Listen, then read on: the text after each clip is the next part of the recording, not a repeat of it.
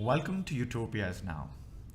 So, we've been thinking a lot about the state of society and our new reality since the pandemic hit, and we've been discussing how this time has taught us so much about ourselves and even more about the systems that we have in place today. And I often wonder, how did we get here? Well, I think it was due to the choices we made as a collective species, which in other words is explained by the study of economics. And that's what we're going to talk about today in this episode with a very special guest who has basically dedicated his entire life to studying this field in depth. And not just that, he's also someone who wrote a whole book on the economics of the pandemic called Economicsinonevirus. This book draws upon the dramatic effects of 2020 to bring to life some of the most important principles of economic thought and insights about the nature of the economic system that we have in place today. I am talking about the British economist and writer Ryan Bourne. Ryan currently occupies the R. Evan Scharf Chair for the Public Understanding of Economics at the Cato Institute. Before joining Cato, Ryan was the head of public policy at the Institute of Economic Affairs and the head of economic research at the Center for Policy Studies. And also, he holds a master's degree in economics from the University of Cambridge. But don't be intimidated, because you don't need to be an economist to understand this conversation. Actually, you already are an economist in a way. Are you confused? Well, stay tuned because Ryan will explain and demonstrate exactly how you already are an economist in a way, and also tell us more about how to further develop an economic way of thinking. This experience certainly changed the way we thought about economics and the pandemic and the choices we've made in our lives, and we hope that it does the same for you.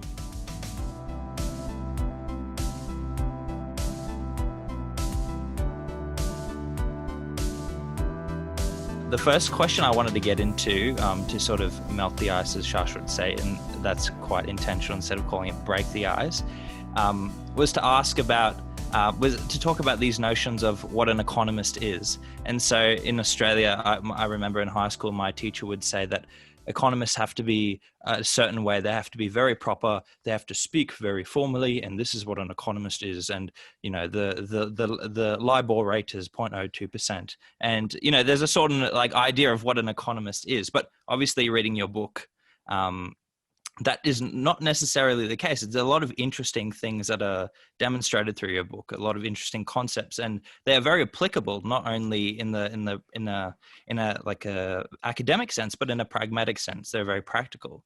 So I just wanted to ask, firstly, what is an economist to you, and what does it mean to be an economist? Well, I think economists themselves have different conceptions of their role in society. I quite like the distinction made by economist Pete Boettke, George Mason University, who says there's two types of economists, really. There's people who believe that economists are saviors, that we have this kind of toolkit of interventions and means of analysis to work out what's wrong with society, and then suggest some sort of intervention and then test it using evaluative methods and work out what's best for society. I've never really kind of gone for that conception of what an economist is. I tend to think of economics in its broadest sense as just the evaluation, the analysis of human behavior in a world of ever-changing contexts and ever-changing constraints. I think that's really the broadest conception of it. And I think that captures almost all schools of economics, whether that be game theory or all the way through to macroeconomics and the impact of fiscal policy, tweaking government spending, or tweaking monetary policy.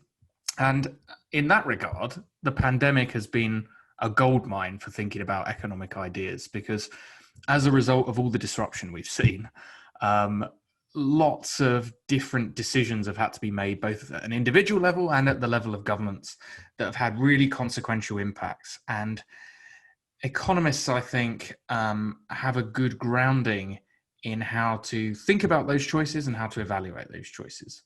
And there's a whole range of different things I think economists take for granted that I try to outline in the book to give readers the tools to assess those choices. Yeah, that's very fascinating. And Like you said, there's a lot of things that can fall under economics, a lot of different schools of thought. And one thing I wanted to get at just before maybe diving into specific details is to get to know the person who wrote the book and to know a bit more about why you do what you do. So, we all are driven by different things, different motivations. And I wanted to know, and we both would like to know, is why do you do what you do? And maybe explain a bit what that is, because I'm sure a lot of people would be quite curious. Yeah, so I actually came to this think tank world relatively late in the day. I'm not somebody that's always been interested in public policy and politics and the application of economics there. Like most other people, I graduated in the summer of 2008 as an economist. The financial crisis was kicking off. I recognized that it was probably a bad time to follow the herd into finance. And so I took a year and did a master's at university in economics again. And then I kind of started looking at consultancy work in terms of the application of public policy, the evaluation of public policy. I kind of recognized that I preferred doing work that I thought had real world consequences. And I recognized that there were a lot of pitfalls in the political process, and I thought I could help improve on that. I didn't really enjoy doing the client driven work though. And, a lot of the time, rather than being a kind of objective evaluator of what was going on, I found myself having to represent particular clients' interests in disputes, and I perhaps didn't always agree with the client's position in terms of a kind of pure economic outcome. So I had a lucky or unlucky break, if you want to put it that way. I actually broke my leg playing soccer whilst I was working as a consultant. And that meant I spent a lot of time at home during the 2010 general election campaign in the UK. Started blogging about the economics of the different platforms being put forward by the parties in that election. And then I thought, well, is this something that I could do as a career? So I moved into the public policy world in Westminster. But I kind of realized when I got there, that by the time politicians are entering Parliament, it's too late. They already have their conception of what they want to achieve, or they have their priors. And at that stage, they're buoyed by the fact that they've been elected by their peers, that they have very strong views of the world. And so actually I realized that the most important role I could perhaps play as an economist was to be more public facing and actually just try to shift the dial slightly as best you can in improving the public understanding of economics. And I started working for an economics education charity in the UK called the Institute of Economic Affairs. And from that work, the opportunity to come over to Cato in an endowed position, specifically, working on the public understanding of economics, that opportunity came about. So I'm extremely grateful for the vision of the donor who's endowed the chair for 10 years. I'm the current occupant of that chair. I hope to continue to be the occupant of that chair for some time. But that work, I really see my work in kind of two strands there. There's kind of commenting on day-to-day debates and trying to bring basic economic insights to the case studies of things all around us. And as I say, the pandemic has been a really good opportunity to do that, not just because the decisions have been so consequential, but it's captured everyone's imagination, right? Everybody is interested in why these decisions are being made, what impact that they're having, in a way that analysing, say, a childcare regulation wouldn't get people going. And I think that, combined with the fact that as something completely different that hasn't happened in a meaningful way before, we have never had such a kind of policy reaction to a pandemic like this. I think the kind of retrospectives that are written and the evaluation of what happened and what to do in the future will be really, really important. And so I want to provide my readers with the tools to try and think about what actually went wrong. Not just the surface level decisions, but why were those wrong decisions being made, and how can we improve on those processes for the future? Yeah, fantastic. And I think, as you rightfully pointed out, through the pandemic, people were very interested in day-to-day decision-making of governments, much more so than previously that we had. And I think It is so interesting from just coming from a university student's perspective. I'm sure Shashwat can attest to this, to see policy decisions made and having that very high level of scrutiny, not just from students, but from all ages, from people that your parents, your grandparents, to even, people in school. They're saying, why are the governments making these decisions? Why are things happening this way? And I think it really illuminates the importance of economics, and it illuminates many other avenues for career paths. And it was very interesting to see your career trajectory and why you chose to be doing research on public economics. And perhaps I would like to transition to another question of why economics is important. But before that, maybe I think it's important we really establish what economics is. And so I'd like to know what you think economics is and what that looks like to you. Yeah, I mean, I do think in its broadest sense, economics, and there's a big debate in economics as to whether we're a social science or a social philosophy. But I think in its broadest sense, economics is the analysis, the evaluation of human action in its broadest sense, in an ever-changing world, and in a world where our decisions are constrained. Your podcast is called Utopia now. Unfortunately, we're not at Utopia. We're in a world of difficult and thorny trade-offs. And so I think the economist, to kind of go back to your first question, the role of the economist is to really assess why decisions are made, the process by which people make decisions, and to evaluate the consequences of those decisions. And that can lead people to very different paths. It can lead to people playing that role of economist as savior, thinking they can improve on individual and collective decisions that are made in markets, or it can lead people to examine the pitfalls of those types of interventions. And I usually kind of fall in that latter category. But what does that mean in terms of, day-to-day application? I would say that anyone can be an economist. I think there's a kind of economic way of thinking that can enable you to get into quite a bit of detail in assessing choices and problems without having formal training in econometrics and the like. I mean, that might be helpful for reading some papers, but I don't think it's necessary. I think there are certain things that are really key, though. I think accepting that there are lots of trade-offs in the world, that by and large there isn't such a thing as a free lunch. I think accepting that the world is dynamic and not static. I think a lot of the problems in this pandemic have stemmed from the fact that people see the world as a zero-sum game, when in fact a lot of economic activity is positive sum, and individuals, markets respond to different things happening, and that creates a kind of dynamism in the economy over time.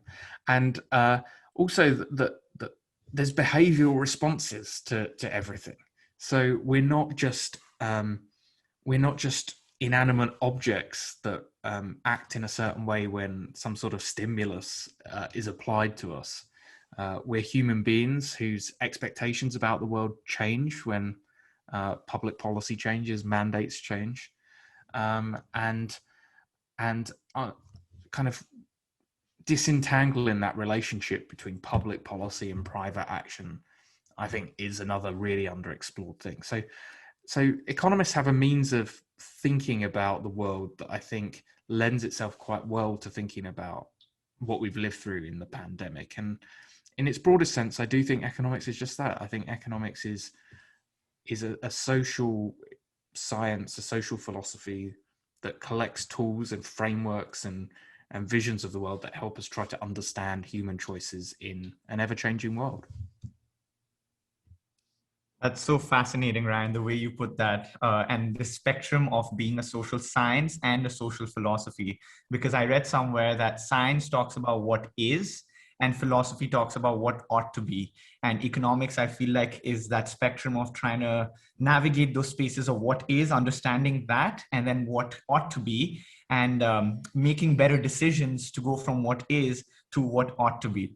And it sounds like from what you said, economics is all about making better choices, making better decisions. It seems like everyone can be an economist in a certain way, in a broad sense, without even maybe without needing to study it formally. So I'm curious to know whether you would agree to that. And if yes, if you could give a glimpse of insight into what it actually means to have an economic way of thinking.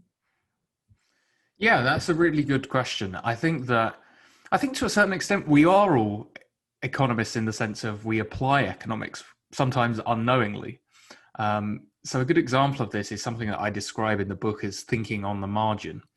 And that means that, rather than thinking about an average impact of something that's happened in the past, we should be forward looking and think, if I do this extra thing, what will the costs and benefits of this additional thing be on top of everything that's happened? So let me give a couple of examples of that. So when we're making public policy decisions, for example, lots of people always say, we should spend more on infrastructure, right? You hear that across the political spectrum. And one of the things that they hold up for justifying why we should spend more on infrastructure is they say stuff like, if you look back, this economic study shows that when we built the interstate highway, by reducing travel times, it boosted productivity, boosted GDP, made us all better off. Okay, that's fine. But you know what? Just because you built one interstate highway system doesn't mean building a second interstate highway system would have the same balance of costs and benefits. And we all apply that in our lives every day. When you go to the bar, I don't know if you guys drink, but when you go to the bar, you have the first pint and it tastes good and it's a nice hot summer's day. It cools you down slightly. You enjoy the warm, fuzzy feeling as you get to the bottom. Then you think, well, maybe I should have a second one. You might have the second one. That might make you feel even more kind of relaxed and a better conversationalist or whatever for that period. But when you get to the third or the fourth, you start thinking, tomorrow I could feel slightly rough if I have this. This might impair my judgment in some ways. I've got to drive home. And if I have this third or fourth one, I'm going to have to leave my car here for a day or so and then come and pick it up. So the costs and benefits only make sense when thinking about the marginal choice, the next choice that you're making in your life. And that's a key economic insight that we kind of all apply. But then when it comes to public policy decisions, we often forget. We all recognize in our lives that there are trade-offs in terms of when we travel. I remember at the start of this pandemic, New York Governor Andrew Cuomo came out with those immortal lines that politicians so often say, where they say, if all my lockdown measures just save one life, I'll be happy. It's clearly absurd to suggest that we can put an infinite value on the life of any given New Yorker in making social decisions. And we recognize as individuals that that's absurd. We recognize that we could reduce car deaths to near zero if we set the speed limit at 3 miles per hour. We don't set it at 3 miles per hour because we recognize that there'll be huge economic costs in terms of everybody driving that slowly, in terms of both reducing the flows of trade, in terms of stopping us getting to our destinations as often. So we accept in our real lives that there are these trade-offs, but when it comes to public policy, we often tend to forget these lessons. And that's why I want to, bring to life to people that actually a lot of these economic concepts are very simple, and a lot of the mistakes that are being made in this pandemic is because we've forgotten these simple lessons. Yeah, I absolutely love that example that you highlight in the book, and you mentioned very briefly, but very effectively, marginal costs and marginal benefits, and explaining that. And as a former economics student in high school, and then in my early years of university, MPC and marginal costs and marginal benefits is something that I was always taught and sort of memorized, but intuitively it was not something that I was like, okay, how do I apply this in the real world? Obviously, there's the mathematical formula you can apply, but like practically speaking, it's sort of, the utility of it rests in the exam and getting a good mark as opposed to in real life. Whereas you highlight very well in real life, it is very, very important because it is in the detail and the gray areas and the nuance of decision making where very, very big impacts can be had.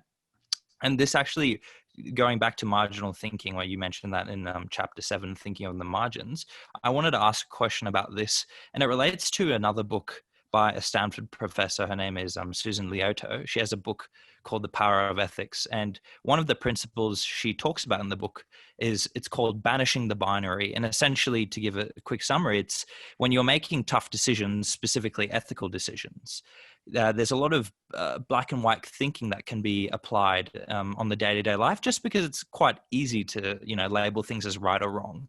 And in some sense, there are things that are right and wrong, right? Like, maybe racism and things related to this. There, you can see how there's a binary thinking there. And similarly, in economics, there are policy decisions that are, unanimously all good, like the good policy, bad policy. But one thing I was very curious about is, how do we reconcile these differences of binary decisions, and why is thinking on the margin useful in a tool for our day-to-day lives?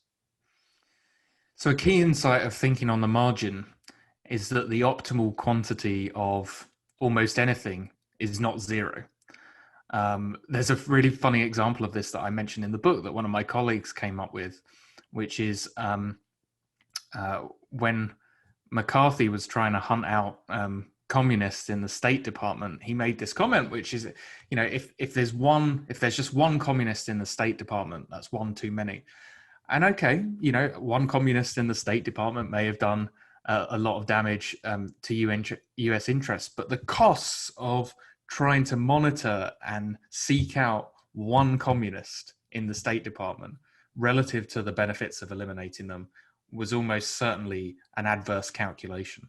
So I think the key insight that kind of marginal thinking brings is that when you're tackling most problems, the optimal amount of anything is not zero. And why is that? It's because there will be some people for whom the marginal benefits of the activity do exceed the marginal costs. And if we could find a way of allowing them to do that whilst keeping the restriction for everybody else, then we'd benefit as a society. So how might we apply this to lockdowns or, the pandemic? Well, it was pretty obvious fairly early on that a lot of outdoor activity brought kind of minimal risk of infection transmission, but obviously has big economic benefits to people because they want to engage in it, they want to socialize, they want to meet friends or whatever. Now, obviously, that's not a strict binary thing. You can't just say all outdoor activity is fine and all indoor activity is not. But how would you kind of think about that? Well, if you're kind of designing an outdoor beer garden, you might want to keep tables relatively separate, but you might want to allow people to engage in that activity because the marginal benefits to people are pretty high, but the marginal costs are low. And so many of the initial restrictions that we imposed last year, and there was, understandable to a certain extent because there was a wide degree of uncertainty about the pandemic, involved just banning things outright. And as I say, that one of the insights of marginal thinking is that banning things is almost always worse than trying to kind of price in the problem. Now, what do I mean by that? I'll give you a different example. Lots of jurisdictions have banned outright the drinking through plastic straws or the sale of plastic straws in coffee shops and lunch joints and the like. But there are some people for whom the benefit of using a straw, particularly disabled people, for whom the benefit of using a plastic straw is incredibly high. And they really actually struggle with the suction of paper straws. And it would be much better for them if they had availability of plastic straws in places that they were willing to go and shop. Now, banning them outright obviously means that those individuals are harmed. Now, if there was a way that we could kind of price in the problem associated with pollution of plastic straws, we might say, okay, there's a, 50-cent charge whenever you have a plastic straw. That would probably reduce use by 85-90%, and the people who really valued straws would continue to use straws. Now, it's hard sometimes to design policies like that, and they can be incredibly complex, and sometimes sometimes the marginal, the subsection of the population for whom the benefits exceed the cost is so small that politicians just ban the thing entirely. And I can accept that to a certain extent. But the economic insight is that it's almost always better to try and find a way of allowing those for whom the benefits exceed the cost of an action to continue to do so, and try to target the intervention as much as possible on those for whom the costs exceed the benefits. So this is very interesting, Ryan, because I remember reading in your book this example you gave where you said that governments have taken steps to constrain our behavior, as you just said, and that those are on choices that go beyond our voluntary action. So the question that you posed was that what justifies these constraints on our behavior? Because as human beings, we have this notion or this sort of rebellious thing to say that, no, I'm actually going to do this now just because you told me not to do it. But the reason why governments do it, as you said, in terms of the rationale, is because if we were to, be free to do whatever we wanted to do, then certain actions or certain behaviors we took would have negative impacts on other people, beyond in comparison, way more than the positive impact. And so you described that the reason for this, which I found very interesting, is because there's a failure to account for these impact or to price them in, as you said, when we make decisions as individuals. So I'm curious to know do you believe that pricing the negative impact of our actions into our financial systems will actually solve the issue, and therefore not have governments impose so many rules and regulations which people tend to sort of go against? Well, this issue is really described as externalities, right? This is the way that economists describe it. And the idea is that when we engage in an activity, sometimes we have positive or negative effects on third parties for which there's no obvious means of compensating them, or them compensating us. That's a key insight, actually. Externalities are almost always two-sided. It may well be true that if a factory sets up and starts polluting and pollutes a river, that the people downstream might suffer from that.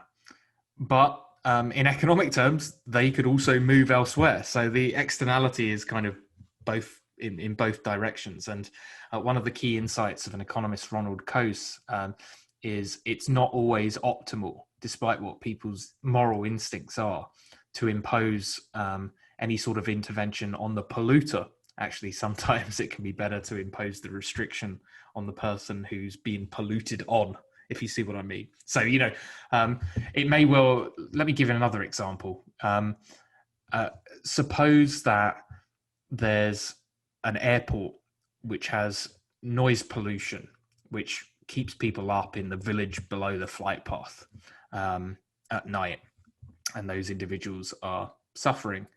Now, some people might say, there should be a ban on airplanes flying between this hour and this hour to account for this externality that's happening. But that might be incredibly costly from a kind of communal economic perspective.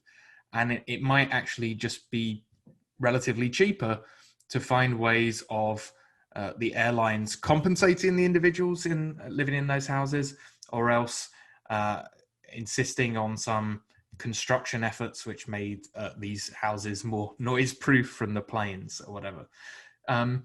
So this externality issue is interesting because it's the justification for a lot of government action, is that if I go and meet you, I might have adverse consequences on somebody else. I think economists overuse this concept to justify interventions in our lives. I think a lot of the time externalities balance out. A lot of the time people claim things are externalities when they're not really externalities. If me and you met and I gave you COVID, that's not an externality. You've met me knowing that there's a risk of transmission from me to you. You're a willing party to that trade. If I go to somebody's house for Thanksgiving, the same. The externality comes in a number of different forms. So one is that if we meet up, a member of your household who hasn't agreed to us meeting up may be adversely affected if I transmit the virus to you and then you transmit the virus to them. So there's a kind of negative externality there, which may result in illness, severe illness for those individuals, potentially even hospitalization or death. If we engage in activity and one of us infects the other, we may have to go to hospital, and that might create what's known as a congestion externality in the hospital. The hospital gets overwhelmed with the number of cases. Now, why is this such a problem with COVID-19? I recognize it's a difficult concept to really get to, but why is this such a problem with COVID-19? Well, ordinarily, a lot of these externalities, as I say, are so small that they don't matter. We don't think about them from a public policy perspective. Others are quite large, and politicians try to design certain interventions, corrective taxes, bans in certain places where you have the most egregious forms of the externality. This COVID-19 externality problem is more pernicious in the sense that because this virus spreads asymptomatically, and because it spreads through aerosol transmission, we don't have a clue, unless we test everyone regularly, who has got the virus, who has not, who's given it to who, and so who we should be restricting in terms of their activities, or who we should be telling to stay home. We don't know who's vulnerable to this virus a lot of the time.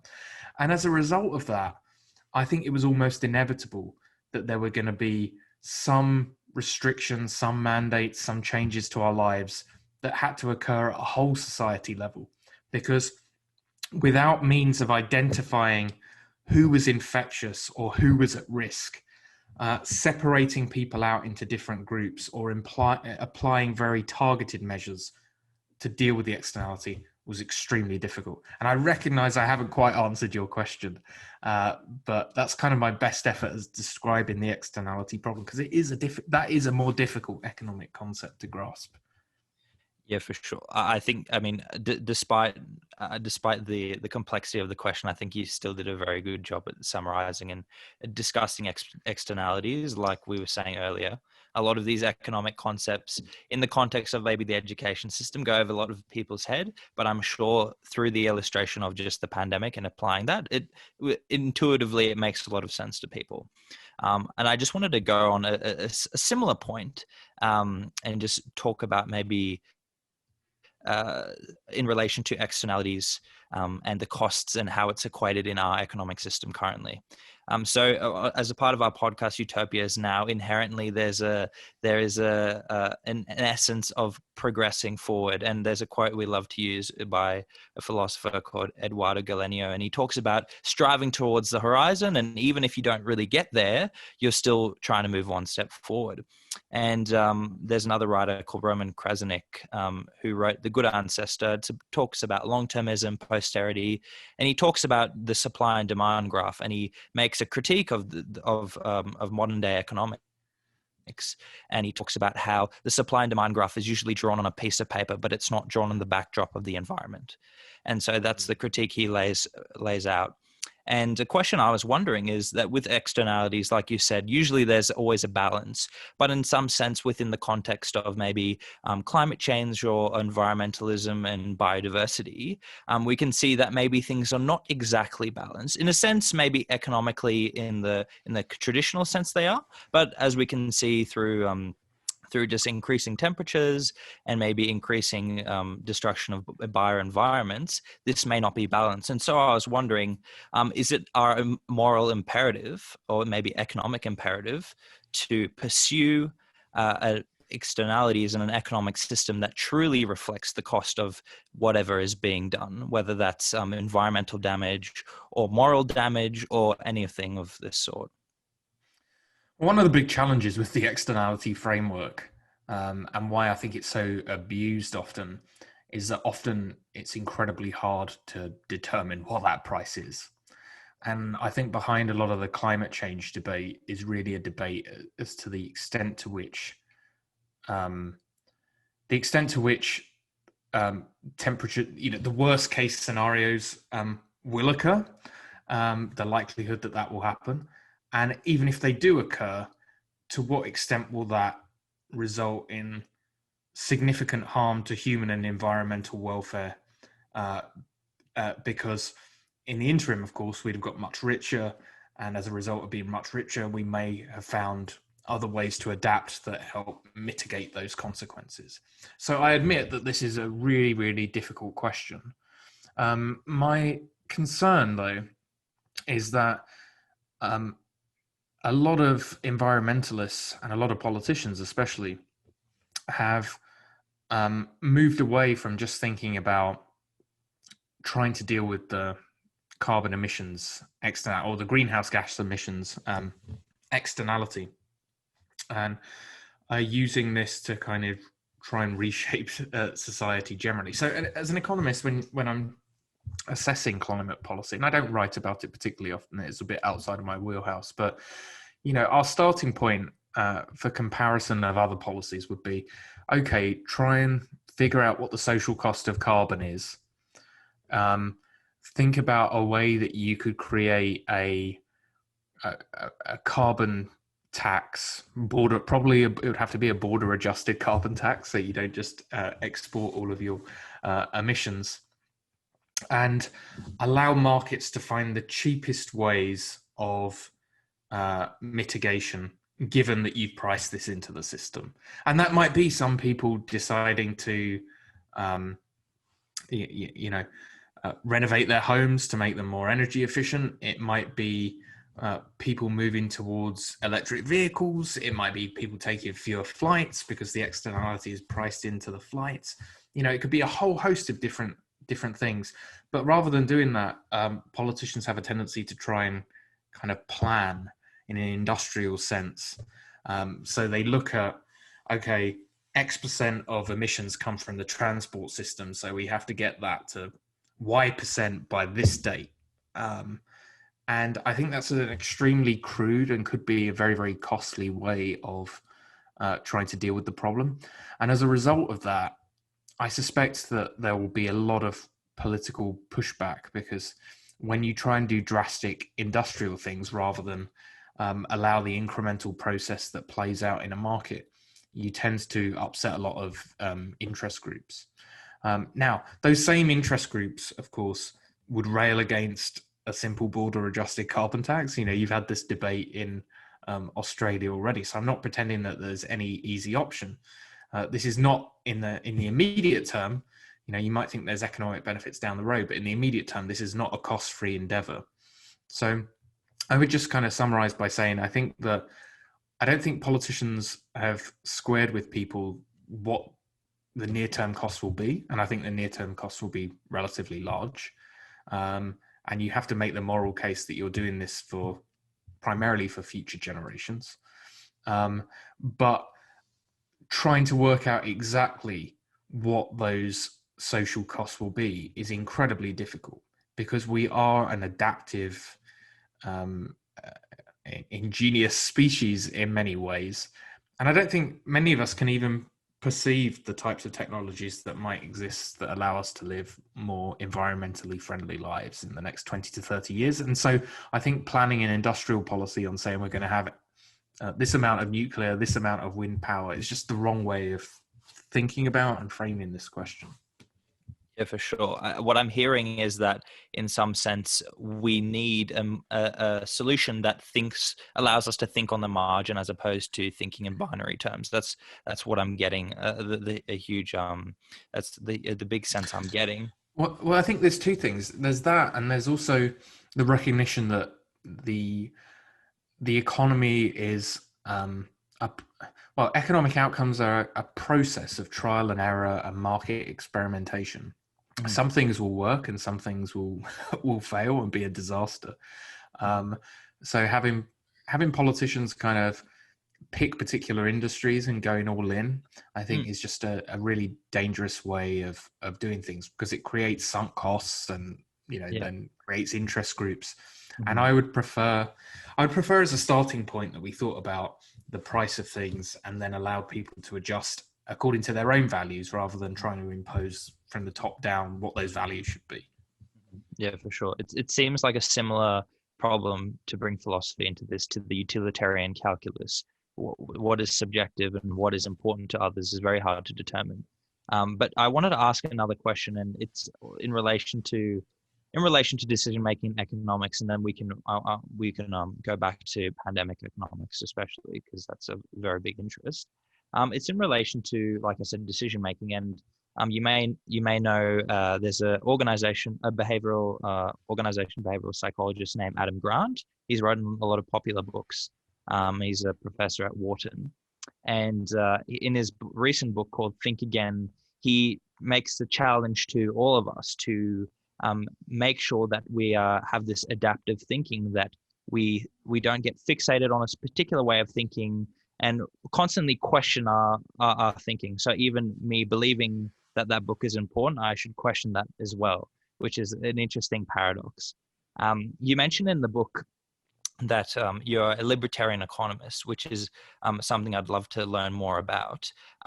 But I wanted to ask, do you think by labeling yourself as a one particular type of economist that you confine yourself to that particular mindset and maybe risk not being able to change your mind in the future? Do you think that's a risk? And I'd love to learn more.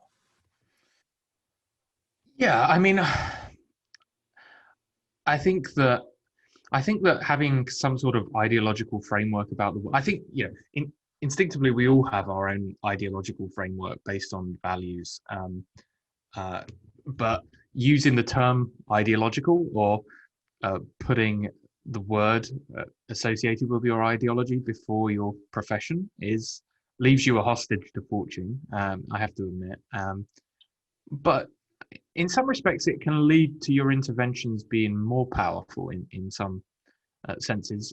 When you get kind of Nixon goes to China effect, when you do say that something is a big problem and people don't perceive that is something as a libertarian that you'd otherwise say, that can actually give you a hell of a lot of credibility. And I think to a certain extent, I've had that in some of my writing for my column in the UK in the Daily Telegraph on COVID itself, because there are a lot of libertarians, sadly, that have fallen for kind of motivated reasoning, and because they dislike inherently the government policies that have resulted from COVID-19, whether that be the lockdowns or the mandates or the like, and they actually do have genuine concerns, which I share, that the size and scope of government never really tends to fall back after crises to the level it was going into it. So I could fully understand all of their concerns.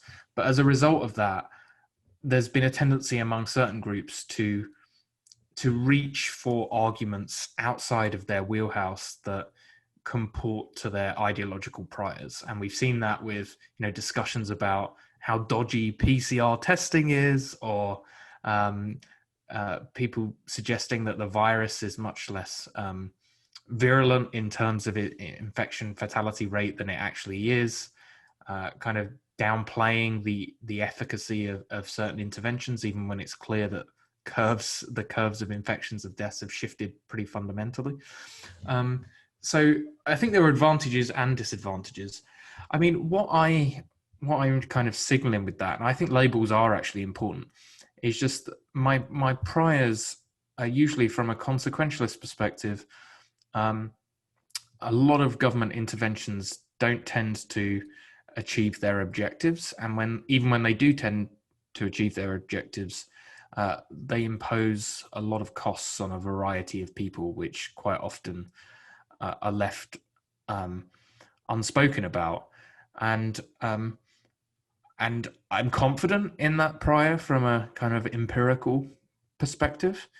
I try and stay intellectually honest. I would, in the US debate, I don't know how closely you're following it at the moment, I do think, for example, that unemployment insurance benefits extremely high per week, $300 supplement on top of existing benefits. I do think that is restricting or preventing people from going back into the labour force. But I don't think it's the only reason. And certain people in this debate talk in a very all or nothing way. But I try to be even-handed, because I think my credibility as someone who's trying to inform the public about economics is not to be, is not just to beat the drum from an ideological perspective, but try to approach issues. Try to approach issues where I think I can shift the needle in a direction that I think is pro-liberty, but where there's good empirical grounding for the ideas and results that I'm articulating. And I just add on that, I mean, some people say, well, you know, why don't you write a column advocating for this government program or for this government intervention because actually it is justified from an economic perspective. But I think we all look for niches in our life, right?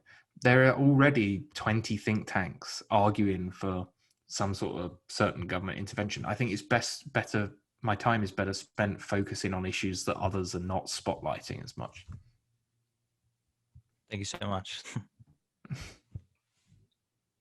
So it's interesting the way you put that. It sounds like I don't know too much about libertarian economics, but from my humble understanding from what you said, it seems like there's more of a need for freedom and less government intervention, where there's not so much of this top-down approach, but rather this bottom-up approach. Would that be a fair characterization of the thinking that you're coming from? I would summarize it slightly differently. We have in economics textbooks the models of perfect competition, the kind of economic 101 supply demand diagram. Everything is in equilibrium, prices are stable, certain things occur. That clearly is a starting point, but it's not a model of the real world. What a lot of people do is they then come along and say, there are all sorts of market imperfections. Some people don't have good information. There's externality problems. Public goods are underprovided. And they jump from that to suggesting that therefore we need the government to intervene, provide those public goods, deal with those externalities, provide that information. My starting point is, you're right, markets aren't perfect, but you know what? They're also not perfectible. And a lot of the things that people perceive as problems actually are lesser problems when you account for the fact that markets are an ongoing process. They're a trial and error process. Entrepreneurs have incentives to try and protect people from certain problems. Consumers demand safety. So businesses have an incentive to provide them with what they want. So I'll give you a good example. You know, a lot of people would look at behavioral economics, say, and think that people suffer from this thing called hyperbolic discounting. Quite often, there's something that in the future they'll regret their past decisions and wish that they'd have taken different decisions. So commonly people refer to this when talking about smoking or eating certain things. Their future selves would look back and wish that they'd done something different. But markets are already finding ways of dealing with that problem. All these new diet apps that come up, they find ways of tying you to the mast. They find ways of providing you with the information. They find ways with trying to get you to track your activity. So to compare the world in which you have these just individuals walking around, have no idea about what their future selves would want, and then compare that to a world in which the government, the kind of benevolent paternalistic government, intervenes and comes and solves all the problems, that completely ignores the fact that actually within markets, people are making the point that your future selves won't like what you see, and providing you with tools and opportunities to lock in behaviors that you prefer in future now. And markets are incredibly dynamic like that. They're incredibly entrepreneurial. And one consequence, I think, of this rise in discussion of behavioral economics has been that loads of people are exploiting it for entrepreneurial purposes and actually developing products and things that enable people to get their true preferences in the long term without the need for government intervention. That's a very interesting summary of libertarian economics. As someone that's not, like Scharf, similarly, I don't know all the different schools of economic thought. That is quite interesting. But it reminds me of something I've read in there's a Harvard professor named Michael Sandel, and he has a book called The Moral Limits of the Market. Which I think is in some sense is an argument against libertarianism. I just wanted to get your thoughts because this seems really interesting. So he references two sorts of activities that the market enjoys. So on one hand, you have bullfighting in Spain, and then on the other hand, if you go a couple hundred years ago, you have duels in Rome in the Colosseums, where warriors would, kill each other for the entertainment of the public. So in some sense, the case he puts forward is that, in some sense, yes, the market does.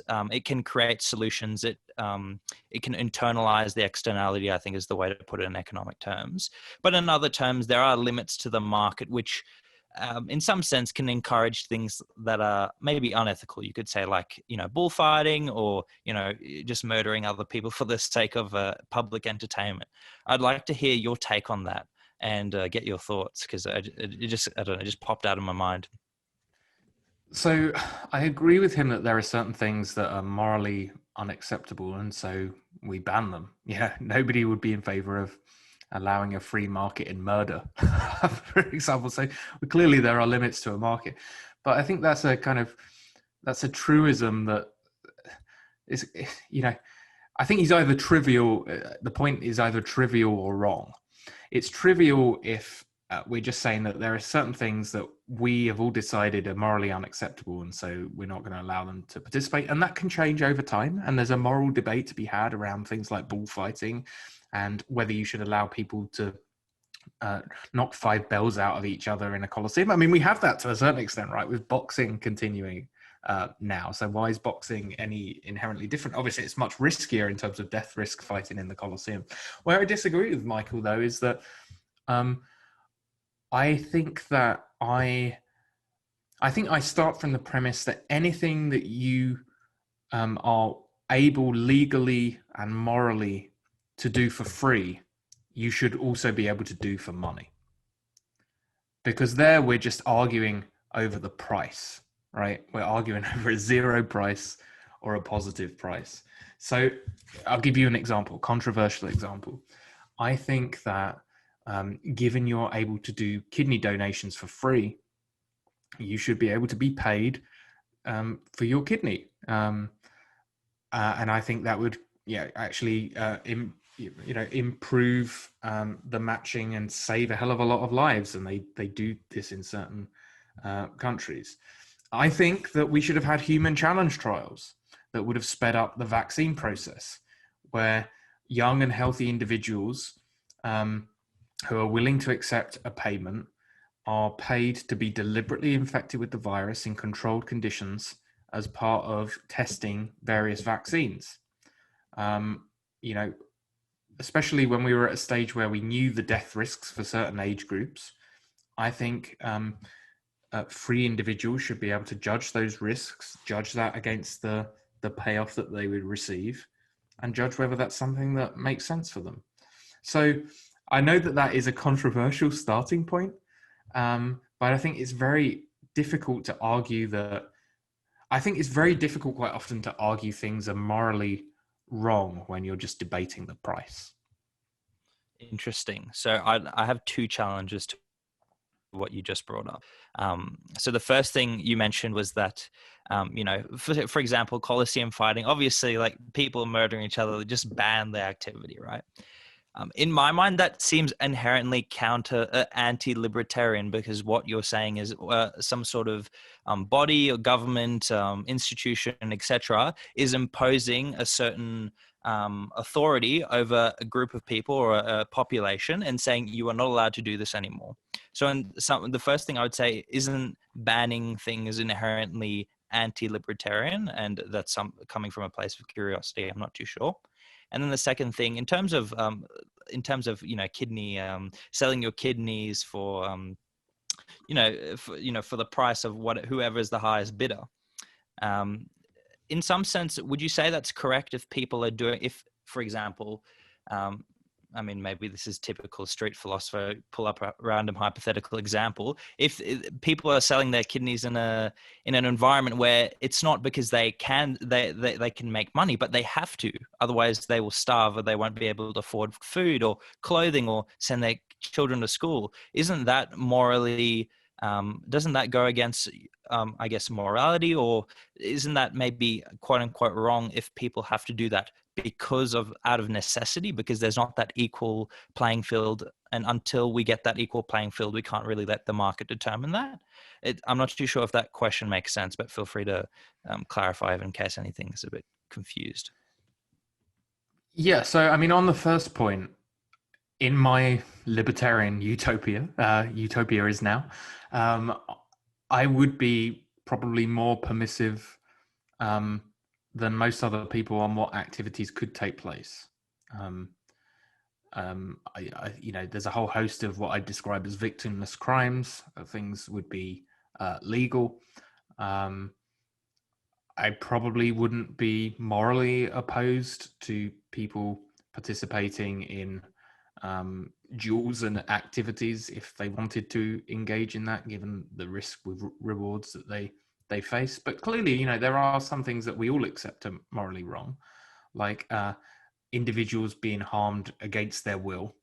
And I do broadly subscribe to John Stuart Mill's harm principle as a starting point. I don't think it's a dark line. I think there are certain grey areas, but I think your question is right to kind of push back and say, well, where would that specific line be for you? And I think the harm principle would inform a lot of the kind of decisions that I would make if I was a dictator in a libertarian utopia, as much of a paradox as that is.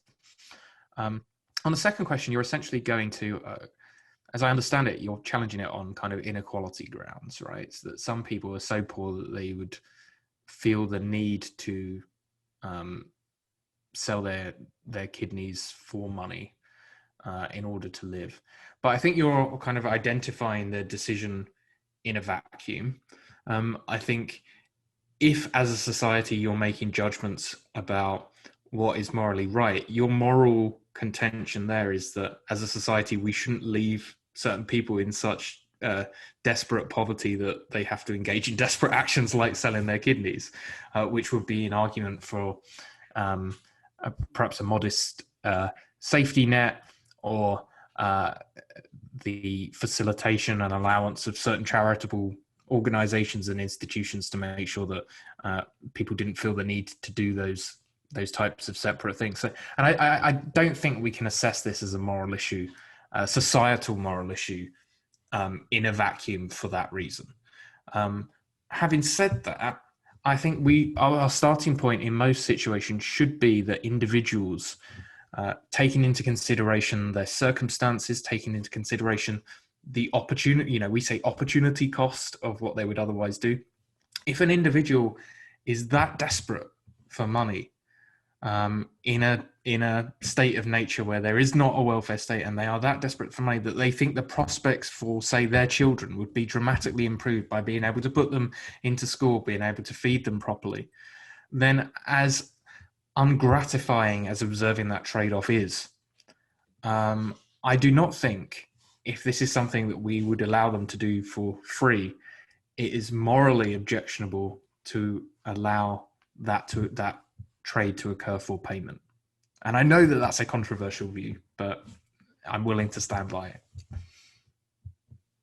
No, thank you for addressing the challenges. This as a part of our channel, intellectual conversation on tough topics is something that we try to strive for. So all challenges for or against appreciated. So I wanted to add a few comments on what you just said. It seems like freedom is what you're ultimately getting at. And I am also, despite not having much knowledge about the political, ideological ways of thinking about this, I do agree with a lot of things you said in terms of allowing people to choose for themselves what they might, what they think is the best for them. But now thinking more in an economical sense, doesn't economics and free markets assume that people have information about making, in order to help them make decisions?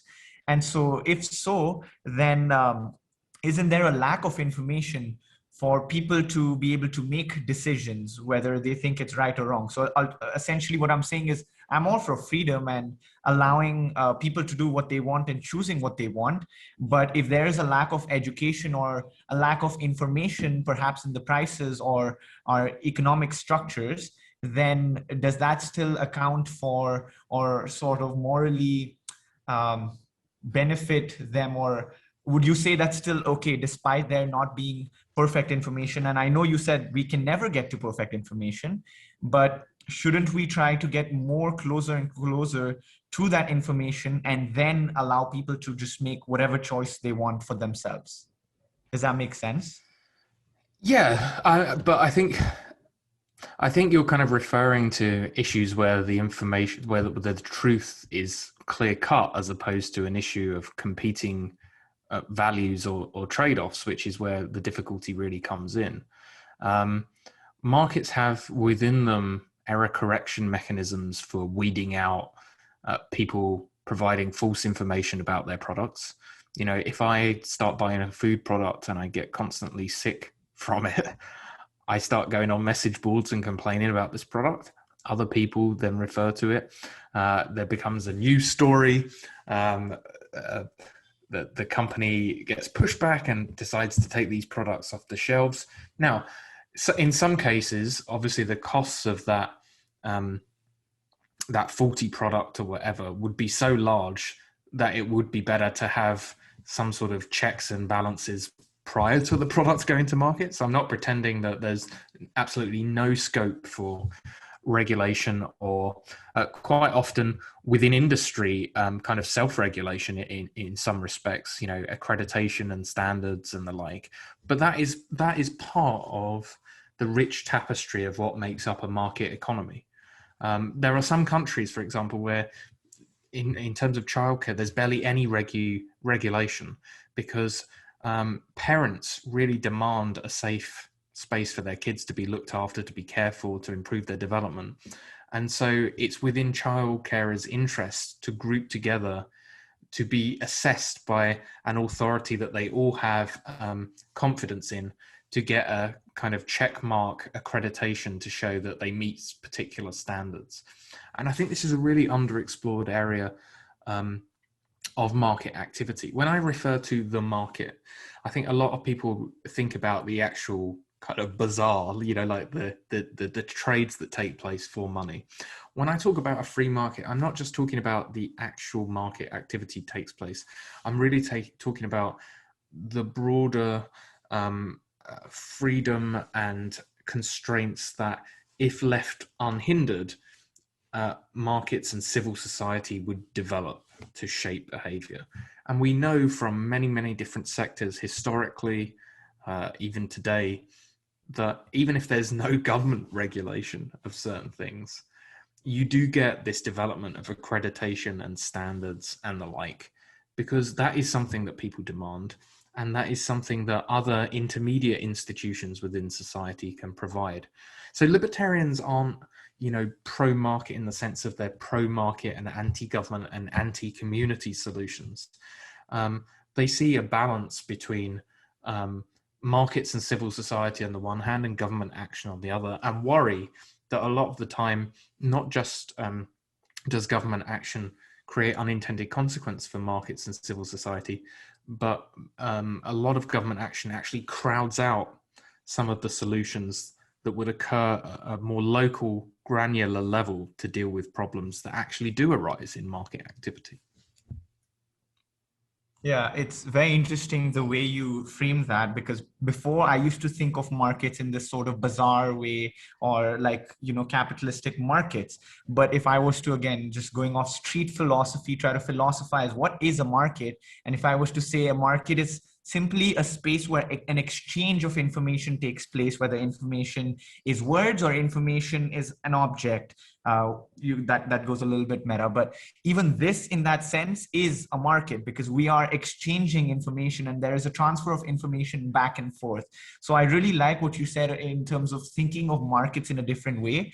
And it sounds like what you're talking about is almost a self-organized society where people, through the exchange of information, are able to figure out how to organize themselves in the best way that works for the people in that context, without there needing to be this authoritarian system that says this is the right thing and this is the wrong thing and this is how things must be and must not be. Rather, more of an organic way of doing it. And why I love that is because I read that the complexity theory actually says that a bottom up way of bringing order from chaos actually leads to more order, whereas a top down approach can cause more disorder than order. So I really, really liked the approach that you're suggesting. And I'm sure there's people who may outright say, no, this is completely wrong, but I do see both the sides of the story. So it's very interesting to hear what you said. Yeah, we call it, in the kind of free market economic circles, we would call that spontaneous order. It's a really nice phrase for talking about it.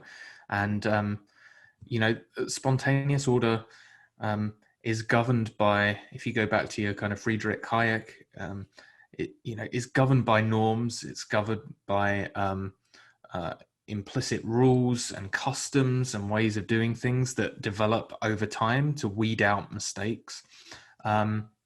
But I think where a lot of economists kind of start is they learn the Econ 101, then they learn the externality stuff, and then they presume that a kind of savior government with policies designed by economists can come in and solve problems. Actually, the work of Nobel Prize winning economists like Elinor Ostrom has shown that even some of the thorniest issues, like tragedy of the commons issues, where you get a village, if it's presumed if a government doesn't come in and set rules on fishing, then people will have incentives to overfish, that actually communities, when they're kind of quite small and have good relationships with each other, are actually quite able often to come to communal agreements that alleviate that problem, alleviate that externality problem. And I would just kind of urge anyone watching to go and explore that type of work, because it is really fascinating. The provision of lighthouses that people thought only governments could provide, there's a long history showing that even things like that, public goods like that, actually there are ways of providing them through market activity by imposing kind of small tolls on boats going through certain sea passages, for example. So there's all sorts of fascinating history on this. And I think quite often when people hear the term market economy, they are just thinking about maybe financial markets or this kind of Wild West capitalism. But that's not what we mean as libertarians when we talk about capitalism and free markets. We're talking about a framework governed by the rule of law, governed by property rights, and allowing not just individuals, but families, communities, civil society institutions to develop their own solutions to economic and social problems. Yeah, I find it very interesting where you made that distinction where you said most people think of economics as in financial capital markets. But when I read the first chapter of your book, it was super interesting where you made that distinction between finance and economics. And if I was to quickly summarize the example you gave, you spoke about your friend Dave, who told you that he was economically better off during the pandemic because he was making the same amount of money, but he was spending lesser due to lockdowns and whatnot. But you very interestingly proved that he was not actually economically better off, but rather economically worse off. And instead, he was financially better off. So I never thought of finance and economics as separate, but after reading that, I sort of got what you're saying. Would you perhaps be able to explain what is the difference between finance and economics, and how would you visualize the separation and the similarities? And then also, given that it is separate, that the financial system doesn't sort of account for everything within the economic system, how can we perhaps bridge the gap between finance and economics? Yeah, that's a really interesting question. So what I was getting at in the book is that at an individual level and at a level of a nation, you can't just judge what I describe as economic welfare, broadly defined, as being synonymous with people's bank balances or GDP.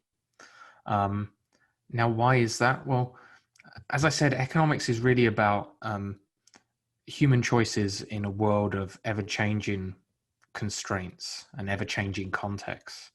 And in the context of something like a deadly pandemic, what our optimal behavior, what our the behavior that we want to pursue would be fundamentally different than in a time before the pathogen was with us. So it's certainly true that there's a lot of individuals that are financially better off as a result of lockdown in terms of having more wealth, because as you say, they were able to continue earning the same income. They cut down on commuting costs. They weren't going out to eat as often, so their bank balances were replenished. My example I thought was pertinent because the individual that I was talking about had always had the opportunity to work from home. He had always had the opportunity within his choice set to live the lifestyle of the hermit lockdown and, only go out to the grocery store once per week, never see his family. He chose not to do that. He chose not to do that because for him, his preferences were such that he actually wanted to go to the cinema. He wanted to go and play rugby. He wanted to go to football matches. He wanted to go and see his family members. That brought him pleasure. That brought him utility. That brought him human welfare. And that's what economics, I think, is about, is trying to consider how people make choices in an ever-changing world to enhance their own welfare. And the pandemic is a really stark example of how that distinction between welfare and financial well-being, it can be really stark at times. In the same way, that with a nation and GDP. So I think that, finance is obviously finance, writ large, is obviously an incredibly important part of a market economy. A lot of financial activity greases the wheels for more mutually beneficial trades. We only tend to trade voluntarily when we're giving up something for something that we prefer. So trade is mutually beneficial and welfare enhancing. And the financial system is a crucial component of greasing the wheels for those trades. But it is not synonymous with economics. And I think that's a really key point. Okay. Also, well, thank you for that summary. That was a very good, I think, collection of ideas and a distinction between finance and economics. And as a finance student, I think that there's a very definitive and clear distinction between the two. I wanted to transition now. You brought up GDP, which is obviously it's a universal metric in terms of measuring the output of an economy. And I think everyone refers to, whether it's the average layman or economist, GDP is a very, useful figure. It's efficient, but it may not be the best metric. And you say in the book specifically, you said during the pandemic, there's a good reason to think that GDP is a very bad metric for assessing economic welfare. And going back to the pandemic broadly, it taught us many things. Aside from I guess the lessons from, I guess, a public health perspective, what has the pandemic taught us about the nature of our economic system? And do you think that ties into we need a new metric for GDP? What do you think? That's a great question. I think it's taught us that, I think paradoxically, it's taught us that we're more resilient than we were 20 to 30 years ago, though I think a lot of people would have difficulty accepting that because they would look at GDP. So I've heard the historian Neil Ferguson, who I have a great deal of respect for, and I've written a very positive review of his new book, Doom. He has done a lot of interviews where he's compared the COVID-19 pandemic to the 1957 flu pandemic. And he suggested that the fact that in 1957, Dwight Eisenhower pretty much kept the show on the road, everybody continued to live their lives as normal with fairly minimal restrictions, that inherently is an example of a more resilient society, a society willing to front up this pathogen and take it on the chin. But I don't think that's a good metric for resilience. I think as a result of the innovation, the technological developments that we've seen, those things have facilitated the ability for us as a society, when something like this pandemic hits, to actually do lockdowns because so many of us can work from home.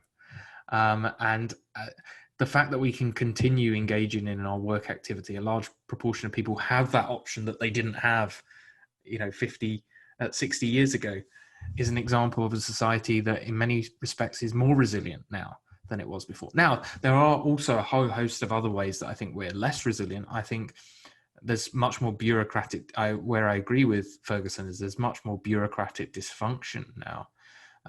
The regulatory state is huge. There were massive mistakes through the pandemic where there was over precaution on the behalf of bodies like the FDA and the CDC here, Public Health England in the UK, where they were delaying the rollout of first diagnostic tests and then rapid tests, and then pausing vaccines on fairly spurious grounds when you look at the balance of risks and benefits. So I think in that respect, there's a lot more regulatory inertia that is welfare harming. But overall, I think the fact that we're so much wealthier than we were, able to provide that relief, and the fact that our technological development is such that we're actually able to, the audacity of considering shutting down the economy, shutting down much market activity, should I say. The audacity of that is a reflection of the fact that as a result of our wealth and technological improvements, we've made ourselves more resilient because we've broadened the set of choices through which we can counter something like a pandemic.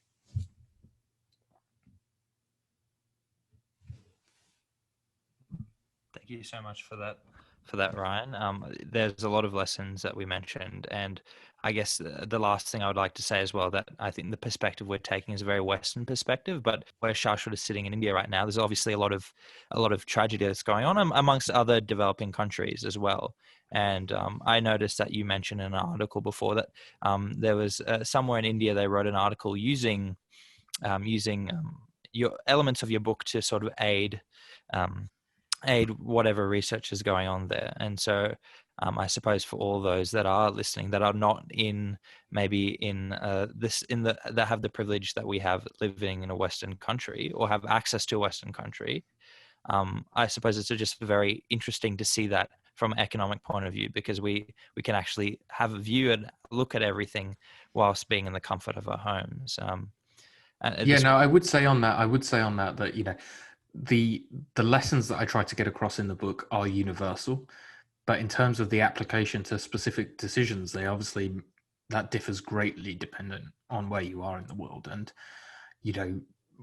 big Western developed countries have been able, the US and the UK in particular, actually, were able to get the advanced orders for vaccines in early and pay a relatively high price to get those through. I think that passed any cost benefit analysis greatly, but clearly this is an ongoing and live pandemic in most of the rest of the world, and the trade-offs that are being faced in those places. My fiance is originally from El Salvador, and there's vast majority of the population does not have the option not to work. So the way that they think about mitigating the risk from this virus is extraordinarily different to anything that we've perceived here. So I don't, in saying about the technological developments and the improvements in resilience, I should have couched that by saying that is a very Western perspective. And in much of the rest of the world, the trade-offs are that much thornier as a result. Thank you for sharing that, Ryan. So all that being said, a last couple of questions to you. What would you say to the audience who's listening, to individuals, young individuals listening, on how do we make better decisions with thinking about this economic way of thinking? How do, on an individual level, do we make better decisions? And then how do we also create systems that enable better decisions, whether that's on an organizational level or on a societal level? And all that to be said, we're curious to know, what would your utopia, your personal utopia, look like? Wow, that's some big questions there.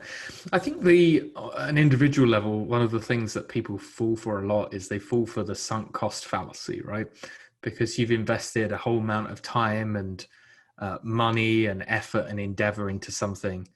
You want to finish it, even if from this point forward, it doesn't bring you individual benefits that exceed the costs. And we see that with a lot of individuals in relationships that they've been in for a long time, and they know that they're bringing them net pain, but they continue to be in relationships because they've invested 5 years and got to know the family and all that kind of stuff. You see it with people staying in jobs where they think they've stayed in a job for so long that they should continue to do it, even though it's not bringing them kind of net utility anymore. So I would say one of the key things is be forward looking.